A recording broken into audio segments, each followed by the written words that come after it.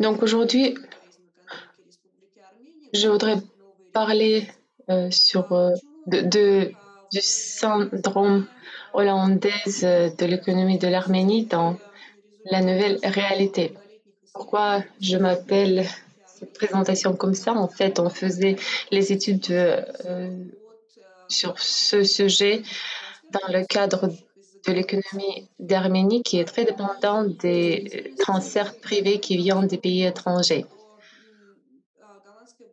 En fait, le syndrome hollandais, avec cette dépendance des transferts, se manifeste dans l'économie d'Arménie pendant des années.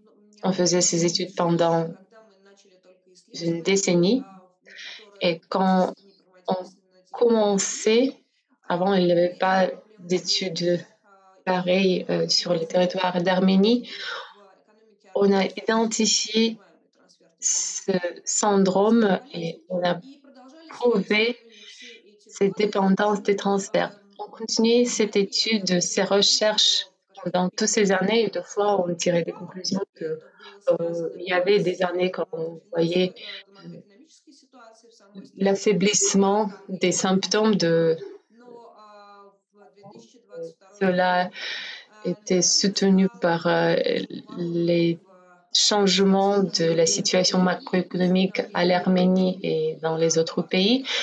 Mais en 2022, on voit que le syndrome hollandais est revenu. Donc, tout d'abord, je voudrais dire que le syndrome hollandais classique caractérise les pays qui sont riches en ressources naturelles dans le cadre de plusieurs travaux qui portent sur ce phénomène, présentent les modèles économiques bisecteurs, quadrisecteurs. Donc, ça veut dire qu'une économie assiste à une émergence, à une augmentation rapide de croissance dans certains secteurs et cet événement change structurellement toute l'économie parce que ce facteur des ressources et la consommation changer. D'abord, on voit l'explosion dans ce secteur qui croît rapidement. Après, les ressources sont transférées et puis on voit les événements parallèles, les événements accompagnants. Donc, les ressources changent le secteur et la croissance freine. On voit que le prix, après ça, sont en baisse. L'exportation devient de moins en moins concurrentielle pour les biens dans le secteur initial et les autres secteurs. Et sans les interventions de l'État, tout cela peut changer la structure de toute l'économie. En Arménie, la raison, c'est pas les ressources. Mais deux fois, les ressources peuvent être perçues comme le soutien au développement. Et par exemple, les exportations peuvent changer la situation aussi. Et deux fois, l'économie reçoit les transferts privés. En fait, dans les recherches globales, il n'y a pas beaucoup d'études qui se focalisent sur le syndrome hollandais. Et selon nos recherches, on peut conclure que la plupart des chercheurs concluent que les économies petites ouverte, la plupart de cette économie démontrent les symptômes du syndrome hollandais. Donc, ce qu'on appelle le syndrome hollandais avec la dépendance des transferts. Donc maintenant, nous voudrions vous présenter tous les symptômes qu'on voit, euh, tous tous les facteurs et les aspects de l'activité de l'économie d'Arménie. En 2022, on a vu la croissance imprécédente. C'est ça que le gouvernement l'a appelé, mais il y a des raisons pour cette croissance. Et en fait, on croit que cette croissance est une des symptômes, une des manifestations du syndrome hollandais. Sur ce diapo, on a essayé de résumer tous les effets qui peuvent être causés par les transferts vers les petites économies ouvertes avec une migration importante, des flux de migration importants. Après avoir devenu après être devenue indépendante, l'Arménie a vu les migrations importantes parce qu'on a changé le modèle économique vers la régulation de marché, puis on a vu cette migration et les gens quittent le pays jusqu'aujourd'hui. Il y a certaines années où cette migration et cette perte de population est moins augmentée, mais généralement, la tendance est négative. L'année 2020 était aussi très important.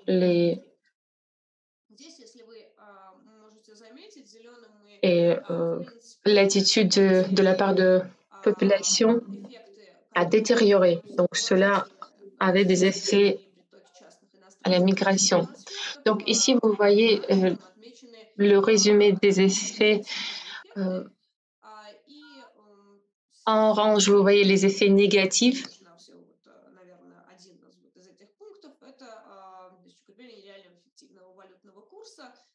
Et il y a un effet de fonction mixte. Et ça, c'est le renforcement de taux d'échange réel effectif, qui peut être perçu comme négatif et positif. Donc, je peux vous assurer que tous les effets qui sont présentés ici, ils peuvent être perçus dans notre économie et dans le cadre du syndrome hollandais, on voit la dépendance de ressources. Si on change les ressources pour les transferts, il est très difficile pour le gouvernement de résoudre cette situation. Donc, on voit les flux monétaires qui viennent des pays étrangers, des personnes privées à l'étranger vers les personnes privées en Arménie.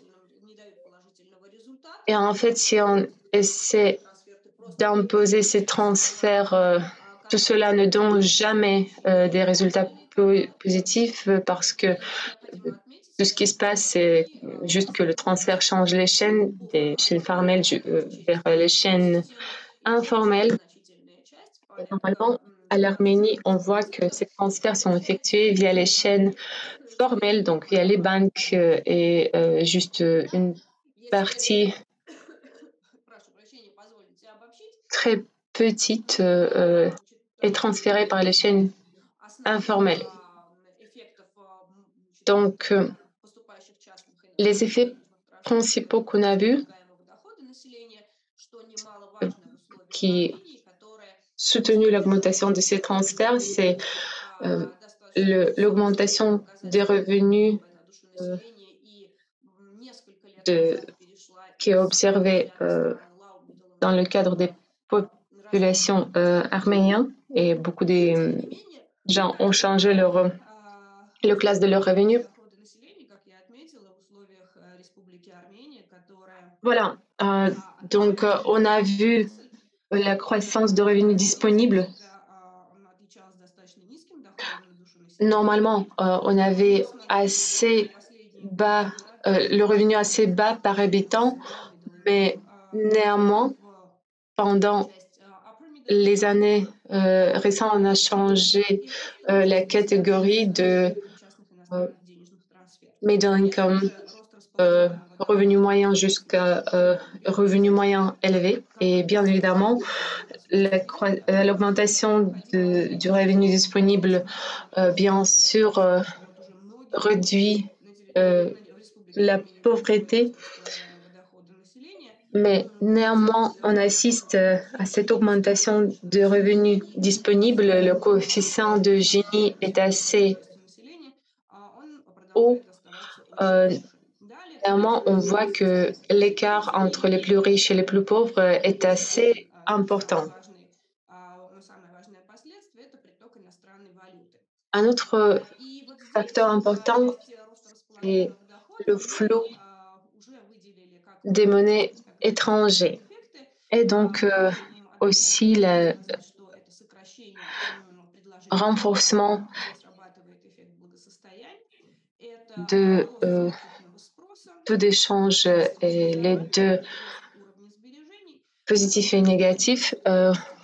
Et puis on voit la croissance dans le cadre des investissements, investissements en éducation, et généralement ça résulte dans l'augmentation des d'investissements.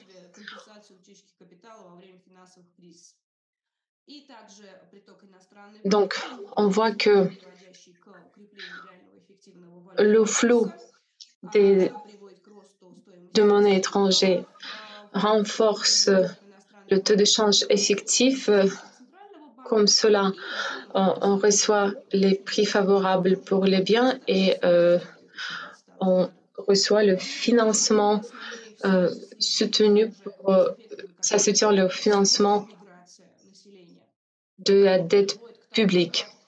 Mais avec la migration, tout cela, cumulativement, résulte dans une situation quand on observe l'augmentation des salaires qui résulte en la perte de compétitivité pour les biens exportés. Et donc voilà, si nous passons à l'analyse de l'économie arménienne, l'économie arménienne étant une économie assez petite, ouverte, c'est un pays ex-soviétique. Et donc, comme je notais, en principe, ça fait beaucoup d'années que notre économie voit des flux importants de migrants et le nombre de la population réduit. Mais malgré tout cela, pendant presque 30 ans de l'indépendance, cette économie arrive à atteindre des indices macroéconomiques assez bons et les transferts privés depuis l'étranger jouent un rôle important dans ce processus. Nous pouvons dire vraiment que si on n'avait pas ces flux, peut-être que l'économie n'aurait jamais atteint de tels succès parce que toutes les difficultés liées à la transition de l'économie planifiée à l'économie de marché, la mauvaise qualité de certaines institutions, le secteur assez important de l'économie informelle, d'autres questions à partir du conflit non résolu jusqu'à la position géographique peu bienveillante, tout cela ne n'aide pas euh, à atteindre des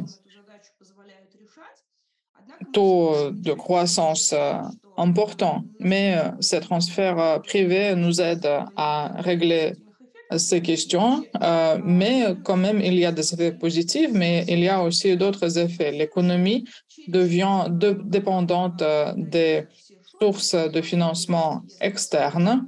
Tous les chocs aussi sont transmis via ce canal.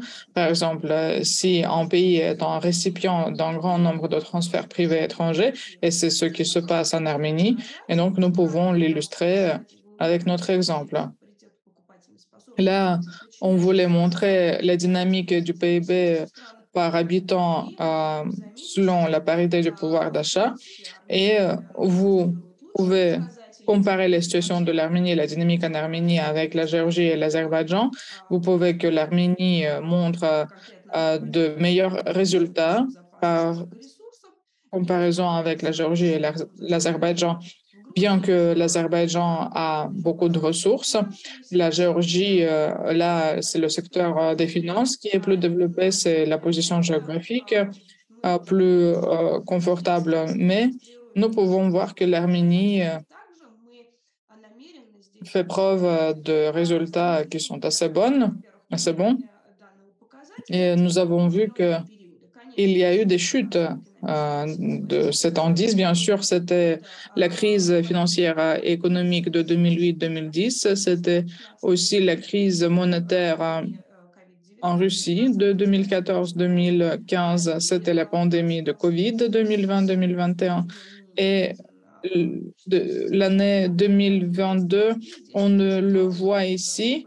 Et là, c'est une croissance inédite de ce ratio, la dynamique du PIB par habitant selon la parité du pouvoir d'achat.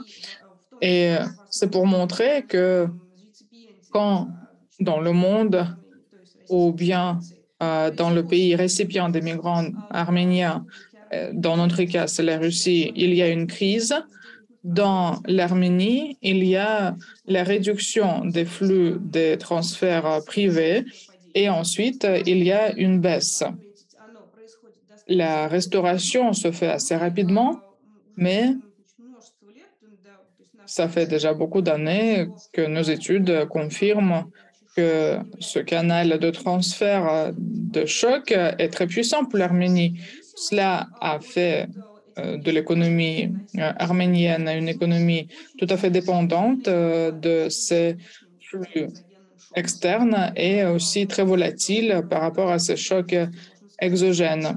Nous pouvons dire que pour sûr, c'est un des canaux les plus importants de transfert de choc dans notre économie. Nous avons aussi montré les taux de croissance économique. Bien sûr, il y a eu une chute durant la crise financière et économique de 2008-2010, ensuite en 2014-2015, une chute assez importante en 2020-2021 durant la pandémie, et c'était 14% de croissance en 2022. Là, nous avons montré, voilà, il faut lier cela. Nous avons montré comment les flux de transfert changeaient d'après les données de la Banque mondiale. Nous avons aussi les données de la Banque centrale et ces deux statistiques sont assez différentes.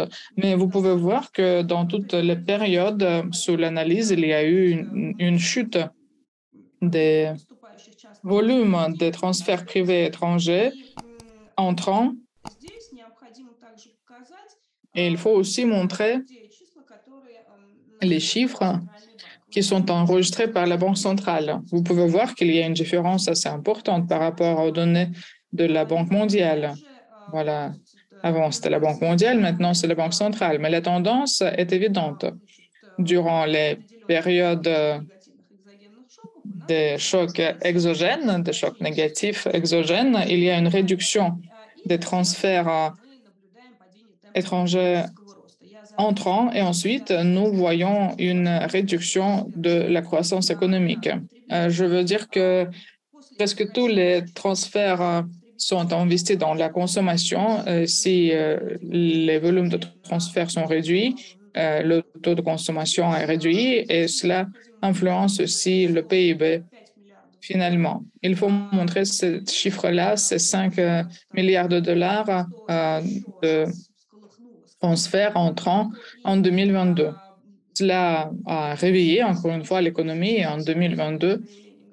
Les traits les plus remarquables du syndrome hollandais étaient très visibles.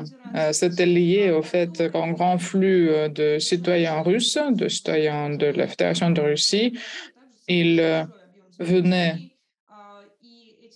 en Arménie et ils apportaient avec eux un grand nombre de ressources, de réserves, et ils ont placé ces réserves dans les banques, dans leurs comptes, et bien sûr, ils les dépensaient ensuite pour la consommation. Je voulais vous montrer cette diapo-là. Nous faisons attention à cette corrélation. Ce sont les tempos de la croissance des transferts privés et la consommation finale des foyers arméniens. Vous voyez que nous analysons ces statistiques depuis un grand nombre d'années et nous pouvons dire qu'en général, nous avons identifié une dépendance assez forte de la consommation de nos foyers des transferts privés étrangers entrants. Et quand il y a une baisse dans ces transferts privés, il y a une baisse des dépenses des foyers. Il y a certains experts, certaines organisations qui disent que quelques 70% de foyers, d'une façon ou d'une autre, directement ou indirectement, sont les récipients des transferts privés étrangers. Vous pouvez voir ici, nous avons calculé la contribution de la consommation finale des foyers, des investissements bruts dans le capital fondamental et d'autres facteurs dans la croissance économique de l'Arménie. Vous pouvez voir que la contribution de la consommation privée est assez importante, surtout durant les dernières années, tandis que la contribution des investissements bruts dans le capital social n'est pas si important. Et quand nous voyons cette tendance, nous faisons toujours la conclusion suivante, que la dépendance des foyers, des sources de financement externes et la dépendance du PIB de ce composant des dépenses de consommation mène au fait que quand il y a quelque chose qui se passe avec ces transferts privés, cela se reflète directement sur les indicateurs de notre PIB et bien sûr mène ensuite à une réduction des revenus réels disponibles chez la population. Si nous regardons quel rôle jouent les transferts dans l'économie, nous pouvons voir, nous avons comparé les indicateurs des transferts par rapport au PIB en comparant aux investissements étrangers directs et les exportations et les exportations. Donc, en général, leur ratio envers le PIB était non pas moins de 10%, si nous parlons des transferts. Avant, dans le passé, vous voyez que la dépendance était encore plus élevée, de 18 jusqu'à 20% et même plus en ce qui concerne cette ratio transfert-PIB. Et si nous parlons des investissements étrangers directs, et de leur ratio au PIB. C'est un ratio qui est très bas.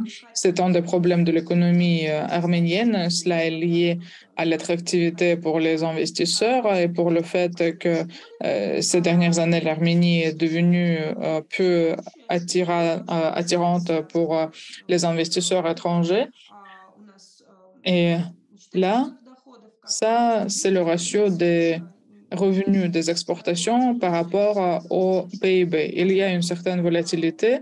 C'est lié au fait que les articles des exportations, ce sont les ressources naturelles dont les prix sont souvent volatiles. Voici, c'est pourquoi nous voyons une instabilité ici.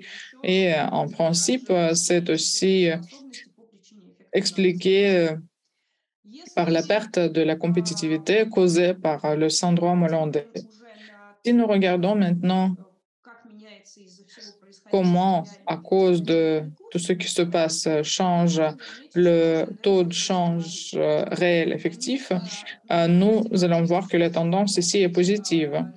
Il faut dire qu'en général, le taux de change nominal en Arménie est assez intensivement régulé par la Banque centrale. Au début, on a annoncé un régime d'un taux de change flottant, mais après 2009, euh, le Fonds monétaire international nous a listés avec d'autres pays avec managed floating et la Banque centrale de l'Arménie a commencé à intervenir assez activement sur le marché monétaire et exacerbe encore les impacts du syndrome hollandais. En fait, il faut 3 ou 4 indices.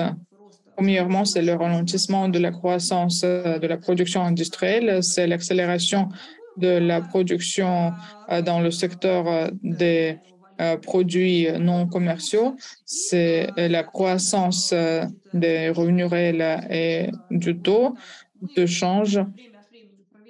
De temps en temps, nous vérifions si tous ces symptômes sont présents et nous faisons la conclusion que tous ces effets restent présents. Donc, comme ce syndrome hollandais était présent et il reste présent jusqu'aujourd'hui. Nous voyons une tendance positive du renforcement du taux de change effectif et nous essayons de le lier au flux des transferts privés étrangers et nous pouvons trouver une dépendance aussi. Et ensuite, nous avons montré comment change la structure du PIB réel en Arménie en commençant par l'année 2000. Vous pouvez remarquer que la part du secteur des produits commerciables au début de la symptomatique de ce syndrome hollandais a diminué. Ensuite, il y a eu une hausse, c'était lié au prix pour cuivre, molybdène, d'autres matériaux de construction qui sont exportés depuis l'Arménie. Et ensuite, nous voyons qu'il y a une réduction de cette part des produits, des biens échangeables dans l'économie. Je voudrais aussi dire qu'en 2022, avec l'arrivée de ces fonds des personnes physiques, la croissance du secteur de services était de 28% pour une année et dans le secteur de commerce, la croissance était de 17%. Ici, nous avons aussi montré quelle est la contribution du secteur des biens échangeables et non échangeables dans la structure de la croissance économique de l'Arménie. Vous pouvez voir que ce qui ne change pas, le secteur des biens non changeables occupe une part plus importante dans la croissance économique que le secteur des produits échangeables. Et c'est aussi un des symptômes du syndrome hollandais. Je voudrais maintenant m'arrêter sur cet indice. Ce sont les tempos, la vitesse de l'augmentation des volumes de la production industrielle. Avant, c'était une tendance tout à fait négative. Ici, nous voyons une grande croissance et tout cela est lié aux effets que nous avons vus. Donc, la production industrielle, en général, la tendance, c'est l'absence de la croissance malgré certains points d'augmentation, mais finalement, la production industrielle ne démontre pas de la croissance. Et même en 2022, avec une croissance économique inédite, la croissance de la production industrielle était seulement de 7%. Et si nous parlons d'un autre secteur des biens échangeables, c'est l'agriculture, là, la croissance était seulement 0,4%. Ensuite, si nous regardons les indices indirects, c'est aussi les changements dans la structure de travail.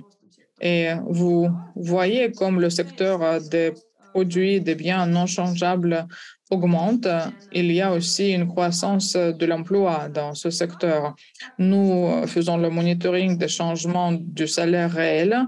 En Arménie, vous voyez que la tendance est positive et la diapo que j'ai montrée avant nous prouve que l'augmentation du salaire réel, c'est aussi une des preuves du syndrome hollandais. Mais ici, en général, nous voyons aussi une croissance dans le salaire réel. Maintenant, il y a un petit gap avec le secteur des biens échangeables. C'est lié au fait que dans le secteur où on produit, où on utilise les ressources naturelles, il y a eu une augmentation des salaires. Et maintenant, ce gap est provoqué seulement par les salaires élevés dans le secteur minier. Ensuite, nous avons aussi analysé quelle était la croissance du salaire réel et nous avons montré qu'est-ce qui se passe à cause du renforcement du taux de change réel, qu'est-ce qui se passe avec les exportations et les importations. Nous voyons qu'il y a une tendance d'une croissance des importations et la diminution de la compétition des exportations. C'était très bien visible en 2008-2009 et les secteurs des exportations avaient tous les signes de maladie, presque de la mort, mais il y avait des mesures prises par la Banque centrale aussi. Et maintenant, vous voyez que la situation est beaucoup meilleure, mais quand même, si nous parlons de la stabilité du drame arménien, y compris à cause des flux entrants de la monnaie étrangère, mène à la perte de la compétition des exportations pendant des années.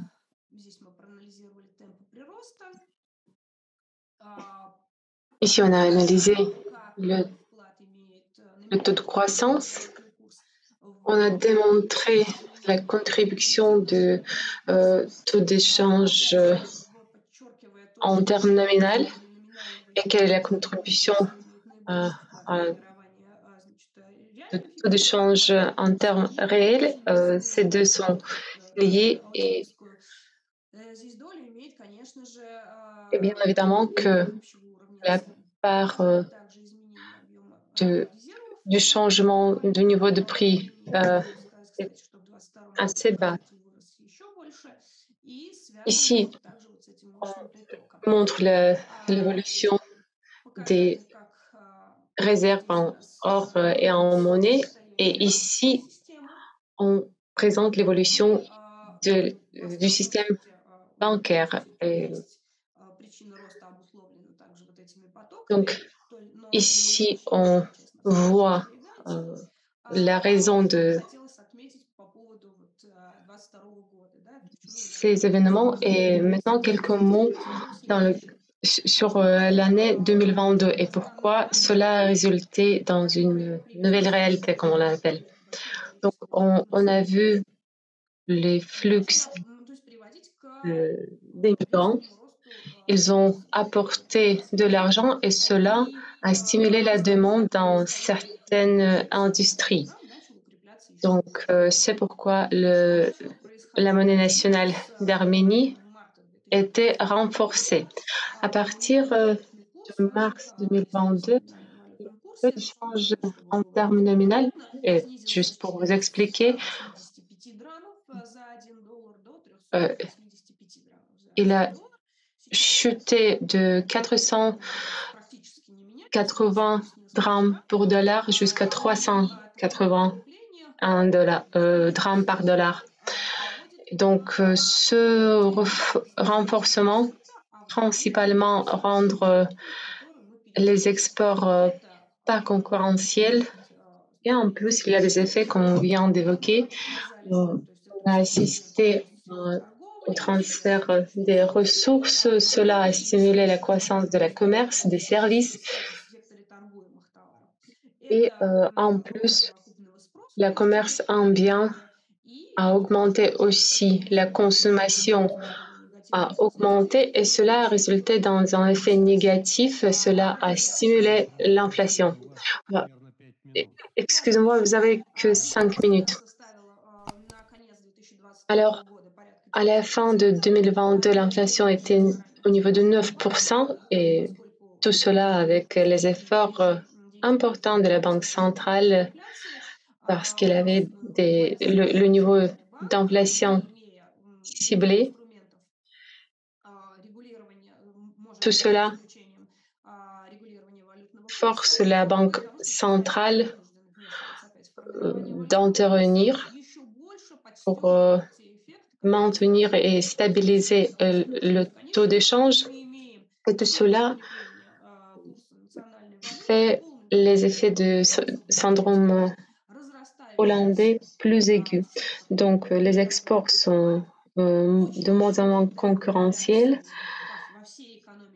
L'inflation parmi tous les secteurs de l'économie augmente.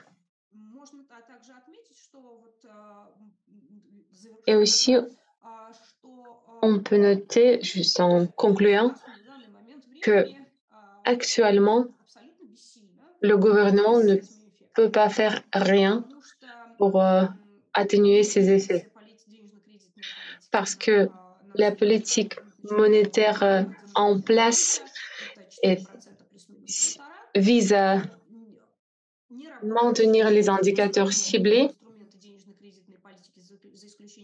Les outils de politique monétaire et budgétaire sont presque pas efficaces et c'est pourquoi on utilise les outils monétaires pour maintenir les prix. Et tout cela atténue, tout cela rend les effets néfastes assez aigus. On voit que le déficit des budgets augmente dans l'année 2022, même si les revenus budgétaires étaient assez élevés pendant l'année précédente. Donc, en concluant, on peut dire que oui, on a ce problème. Pendant des années, on ne peut pas trouver une solution stable pour notre économie qui pourrait atténuer ces symptômes. On essaie de trouver les outils, trouver les méthodes dans le cadre de la politique macroéconomique pour atténuer ces effets, mais voilà, la situation est comme ça. L'économie continue de développer avec tous les effets positifs ainsi que négatifs. Merci beaucoup. Merci pour cette présentation.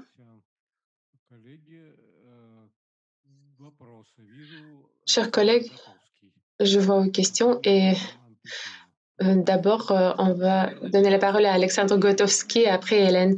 Non, je peux poser ma question après Hélène. Merci. Hélène, c'est à vous.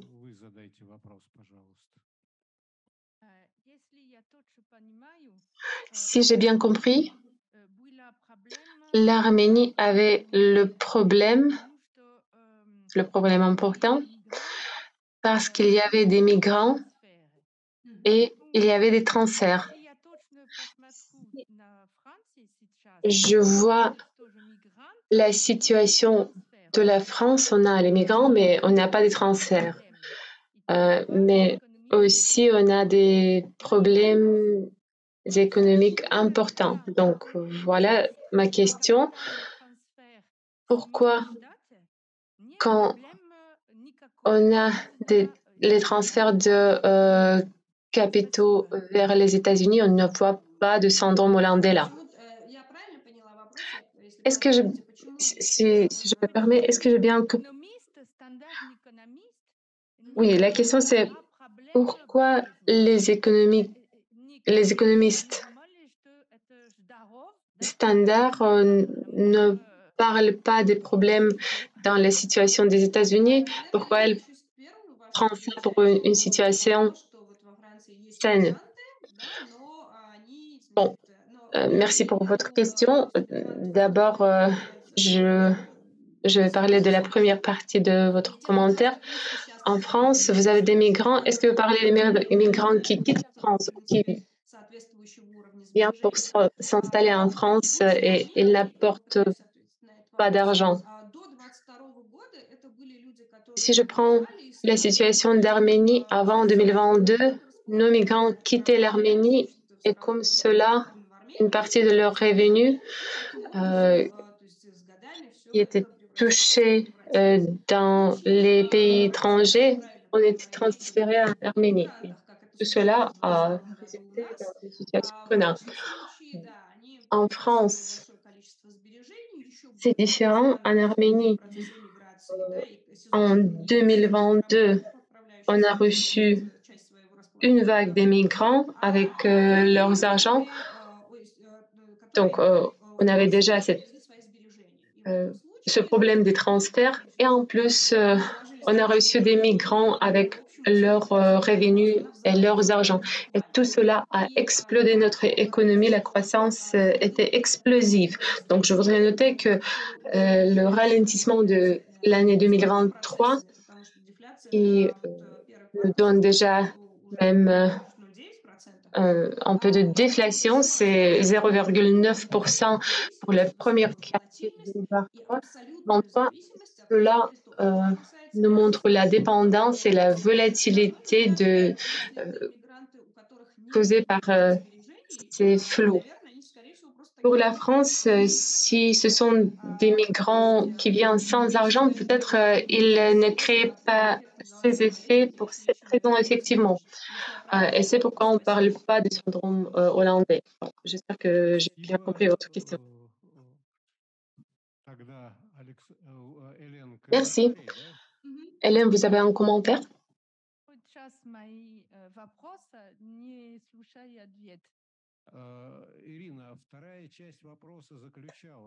Euh, la, la deuxième partie de question d'Hélène portait sur la situation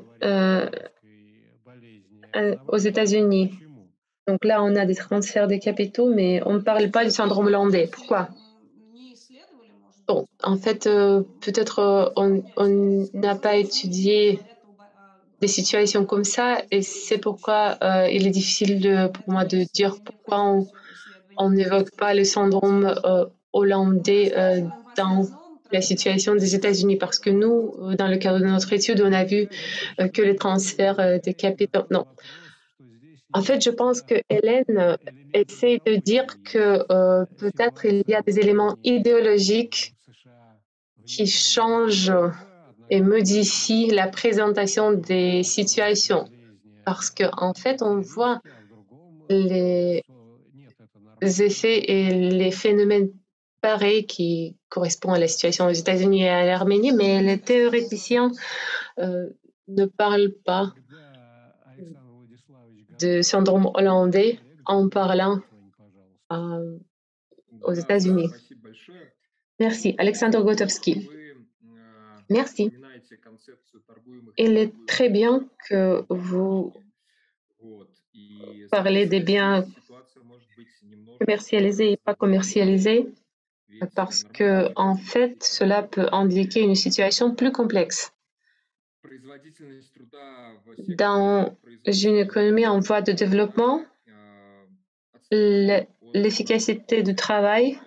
dans le secteur Многие des для biens non компенсации commerciables затрат растущих, est вот, plus цены lente. растут Et во pour всех отраслях. compenser les coûts, les Производство prix, сокращается. euh, Получающий эффект так называемой selon ценообразующей l'effet de И, balance de Samuels, собственно, увеличение доли услуг в общей compense экономике, cela. оно связано даже Donc, не с тем, что физобъемы этой экономики l'augmentation de la part de наращиваются, services dans les économies comme ça n'est pas dictée par соответственно, и les volumes увеличение physiques, mais c'est потока à cause экономики, de оно cette inflation. увеличивается. Donc, Это le же renforcement de taux d'échange réels dans хорошая, les нормальная économies de экономика ce должна type est tout à fait logique стимулировать. et c'est Рассмотреть la здесь структурный момент, ce n'est да, qu'une для того, réflexion чтобы было de удорожание.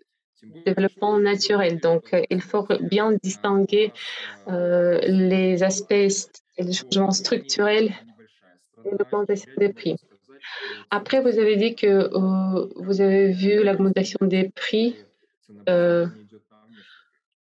Здесь mais уже en fait, вопрос, votre économie насколько n'est существенна pas доля très influencée par les роста prix pour трудовой les стоимости в этом matières секторе, premières. существенно ли оказывает на этот сектор влияние вот, Plutôt, on увеличение voit заработных плат. Поэтому мне кажется, l'influence что здесь надо было бы de немножечко l'augmentation des поглубже, salaires. ну так Donc, вот, je pense que закопать peut-être в это, посмотреть, si on essaie как de состоит voir экспортный ça сектор, de tous les côtés, il faut развивались какие voir развивались направления, да. То же la самое structure de по votre продажам secteur ВВП, это вы уже d'exportation, немножко комментировали. quelle partie de Здесь ce стандартный secteur подход, se это développait что plus расходуется. Вот. rapidement que les Потому autres что то, что расходуется на потребление parce домохозяйств, que вот опять же в случае la экспорта, consommation, ce sont l'argent достаточно consommé pour привлекательно. И acheter готовы le PIB. Et en расходы Arménie, vous avez импортируют beaucoup des imports, les imports directs et indirects. Vous avez le gaz naturel exporté, donc предприятий, а частично euh, уходит en partie именно cette на оплату труда. consommation И вот здесь euh, на самом деле в Армении все nourrissent сложно. la valeur Почему? ajoutée des entreprises Потому locales. что если в Беларуси Et увеличивается cela потребление, est la то différence entre l'Arménie предприятие et имеет Biélorussie достаточных parce que ресурсов. И нам nous, нужно их как-то si on оплачивать хотя бы augmente la компенсируя этот consommation, рост on издержек. augmente А в plus des Армении из-за ressources увеличивается importées. внутреннее Et потребление, но уже есть pour cela, источник d'abord, il faut qu'on финансирования produise quelque chose. дополнительного для оплаты Mais той части импорта, которая потребляется вместе вот с этим внутренним потреблением.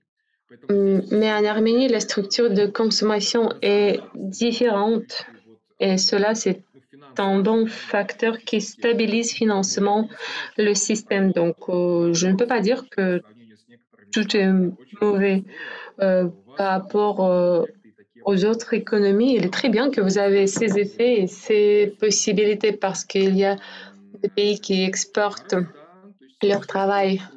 Кто-то en из format des biens, групп, то есть des produits. осуществленных Les трудоемких, autres а кто-то экспортирует в виде exportent своих les services подразделений, которые зарабатывают et доход. les autres Второй exportent leurs аспект, migrants это такой qui вот ont своеобразный des баланс. revenus. И Donc, мне кажется, ça что aussi peut être изначально analysé эта et ситуация présenté исходила en из tant позитивных таких qu'export. Donc, on peut моментов. voir cette Более situation глубоко, более positivement детально по поводу aussi. перехода Et вот, puis, comme j'ai déjà dit, on peut естественно, analyser plus реалии en тот détail экспорт, который у вас к que ВВП, я посмотрел, чуть ли не в 3 раза, comment да, там за определенный период вырос, и euh, это на самом деле les здорово.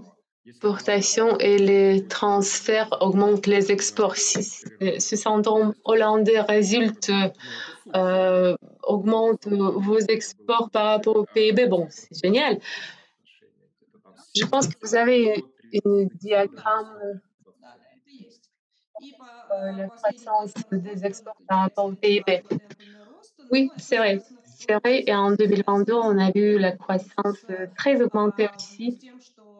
Mais cela est expliqué par le fait qu'une partie des biens passe par la République d'Arménie.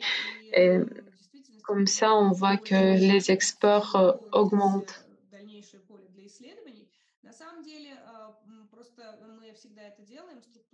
Merci beaucoup pour vos recommandations pour les études à venir. En fait, on a vu, on a analysé la structure des exports, mais généralement, on voit que nos secteurs principaux sont le secteur minier, le secteur de traitement des pierres précieuses, et puis on a l'industrie euh, des produits de nourriture, et la structure est moins différenciée après ça. Mais même avec ces secteurs principaux, on peut dire qu'on produit les biens et des produits de qualité. Et- mais en même temps, on voit que ces exports doivent augmenter, mais à cause de renforcement de taux de change effectif, le potentiel diminue. Et tout cela avec les situations quand la Banque centrale utilise leurs outils, et après l'année 2014-2015, on voit que les réserves bancaires pour les dépôts en monnaie étrangère est utilisé. Et cet outil est très fort. Donc, avant ça, on voyait plutôt les interventions monétaires qui sont rendues moins efficaces vers 2014, et ils ont changé leur outil principal, et ça freine la croissance économique. On a les études sur cela aussi, et bien évidemment, la perte de compétitivité est très importante aussi. Merci beaucoup. Si je comprends bien, professeur Gotowski a soutenu Да. le- l'argument d'Hélène que en Arménie, en fait, la situation est plutôt favorable. Tout comme aux États-Unis, on a une question de chat, et après on va avoir la présentation suivante. Oleg Goftwan. Bon, j'ai une question et un commentaire pour comprendre la situation. De quel transfert est-ce qu'on parle? En quelle monnaie? Parce que je sais que les banques arméniennes utilisent des monnaies différentes. Donc, quelle est la répartition des différentes monnaies en Arménie? Vous avez dit que l'origine des transferts, pour la plupart des transferts, est la Russie. Et est-ce qu'il y a d'autres diasporas arméniennes qui envoient de l'argent? Merci beaucoup pour votre question. En ce qui concerne la monnaie des transferts entrants, c'est dans la majorité les dollars des États-Unis. Et bien que les récipients, les donneurs principaux sont dans la Fédération de Russie, si nous regardons la structure des transferts entrants, ce sont les transferts qui entrent en dollars. Ensuite, la deuxième monnaie, c'est l'euro. Et ensuite, c'est le rouble. Nous avons ces études aussi, et je ne les ai pas montrées tout simplement. En ce qui concerne la monétisation, c'est vrai, il y a des dépôts dans le système bancaire, donc il y a des dépôts en monnaie étrangère, et ils occupent une part assez considérable dans la structure en ce qui concerne les engagements bancaires. Mais ces dernières années, le système bancaire arménien nous montre qu'il y a une profitabilité peu élevée pour les déposés en monnaie étrangère et la profitabilité élevée pour la monnaie nationale. Donc, on a vu une augmentation des dépôts, des contributions en monnaie nationale. En ce qui concerne les pays d'honneur, c'est traditionnellement la Russie, ensuite les États-Unis et ensuite les pays de l'Union européenne, parce que dans la statistique de la Banque centrale, l'UE n'est pas séparé, enfin, les pays de l'UE ne sont pas séparés dans les statistiques. Mais bien sûr, si nous regardons les statistiques pour les pays européens, c'est la France qui occupe une place importante parce qu'il y a un diaspora arménien, mais le diaspora le plus important en Russie, ce sont plutôt les saisonniers, les migrants de travail, et dans les États-Unis, ce sont les migrants de travail ou bien des groupes de population qui transfèrent des fonds à leurs proches qui habitent en Arménie. Et comme nous disons toujours, ces donneurs des transferts qui ne sont pas étroitement liés à l'Arménie, ce canal-là commence à disparaître. Donc, on a un peu de l'espoir pour les travailleurs migrants et pour ceux qui ont des liens en Arménie. Chers collègues, merci beaucoup. Je répète que nous devons nous accélérer un peu notre travail. Igor Shokin, et ensuite je vais lire encore une question depuis le chat. Est-ce que vous m'entendez? Bonjour. Oui. La question est la suivante.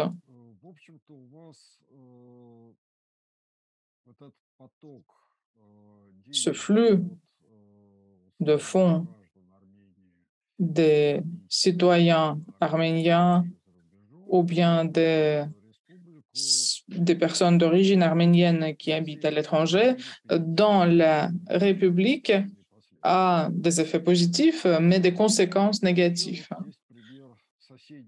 Il y a l'exemple du pays voisin, c'est la Turquie, et la période, c'est le début des années 70, quand l'Allemagne, premièrement, et aussi certains d'autres pays européens, c'était Italie, ensuite Espagne, Portugal, Yougoslavie, et le donneur de la main-d'œuvre pour l'Allemagne, c'était la Turquie finalement.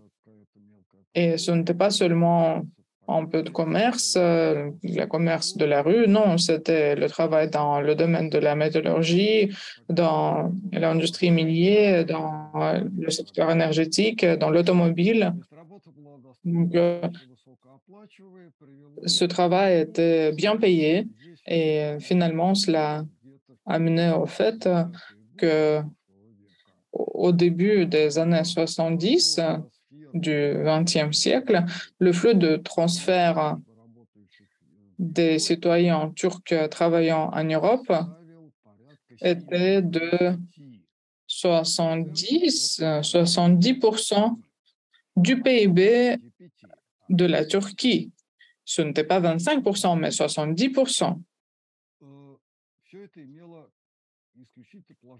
Tout cela n'avait que des conséquences positives parce que la Turquie organisait l'industrialisation.